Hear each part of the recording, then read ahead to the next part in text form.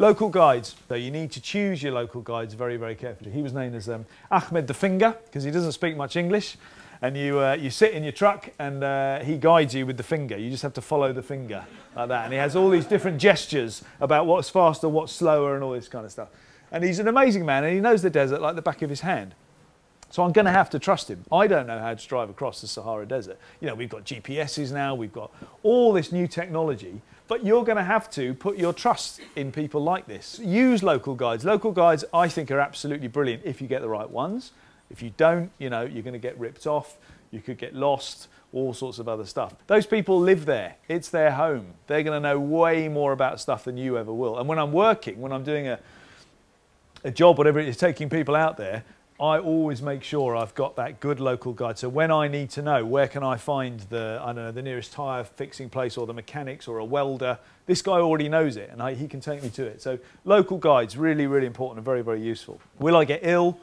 It's the other one that people think when they're travelling, eating street food, all that kind of stuff. I love street food. This is in Cameroon. My golden rule is watch it being cooked in front of you. That's the easiest thing. You will get ill. That happens. That's part of the fun of travelling. Deli Belly, Inca quickstep. There's all sorts of different names for it.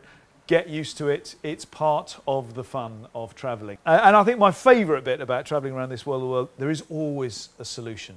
There's always a way out. Now, in the UK or in Europe, we'll end up, especially with officialdom, if a policeman or someone official here in this country says no, that normally kind of means no.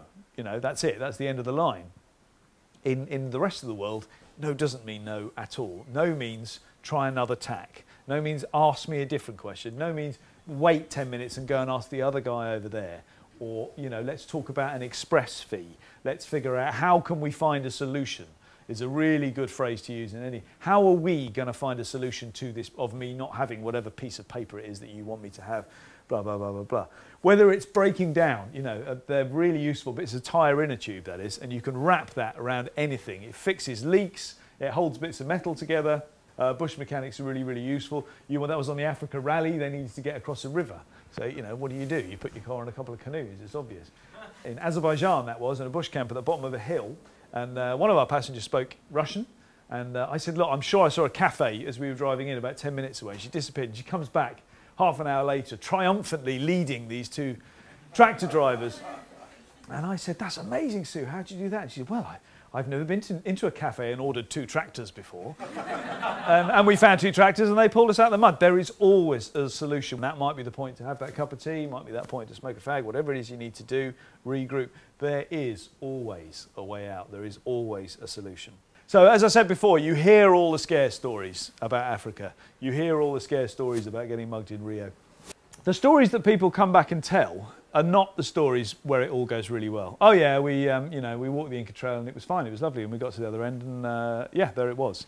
No, it's the, oh man, I was dying, I had a terrible stomach and oh, we had to get up at 3 o'clock in the morning and it was really tough. And so there normally, when you hear about a place, that's what you're hearing. You don't often hear the good news or actually how easy it was to travel or the level of hospitality that you will get in places, which is never ever ceases to amaze me. You know, I've had incredible acts of generosity, as I'm sure a load of people in here have as well. People buying your food for you, or insisting you come to dinner, helping you fix your vehicle, not wanting any money, blah, blah, blah, blah, blah.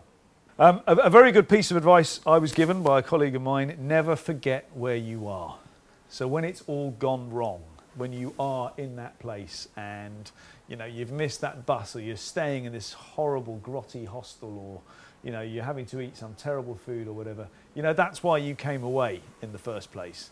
That is why you have decided to come out of your comfort zone and experience this. And that frustration, that feeling of being, you know, not on the back foot, not comfortable, etc., is perfectly normal. Don't give yourself a hard time about it. And every so often go, actually, of course it's not going to work. It's because, you know, never ever forget where you are when you're in these places. Because that, you know, that's the reason you travelled there in the first place.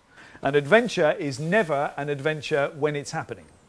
An adventure is physical and emotional discomfort recollected in tranquillity. It's afterwards that it's an adventure. It's not an adventure at the time. At the time, it's sheer terror, horror, you know, panic, whatever it is. And that anyone can do it. Absolutely anyone can do this. I'm a passionate, firm believer in this. There's no one in this room who couldn't go and do it.